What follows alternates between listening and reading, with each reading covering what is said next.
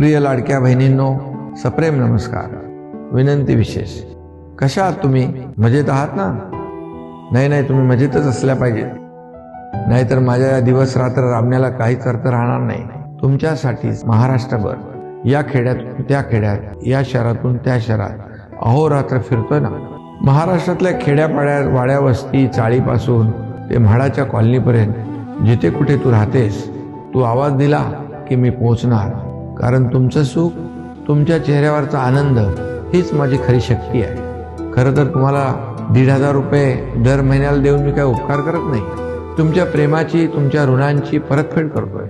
आणि हो, एक लक्षात ठेवा, ही योजना नसून हे या एकवचनी एकनाथचं तुम्हाला दिलेलं वचन आहे आणि ते कधीही मोडणार नाही. लाडकी बहीण योजना कधी बंद होणार नाही. माझे गुरुवर्य धर्मवीर आनंदीगे साहेब नेहमी बोलायचे, ज्याच्या घरची लक्ष्मी दुःखी त्याची बर्बादी नक्की.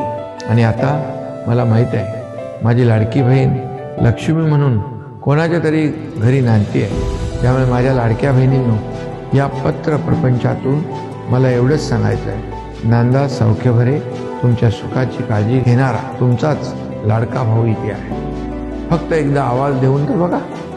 तुमचाच लाडका भाऊ एकनाथ संभाजी शिंदे.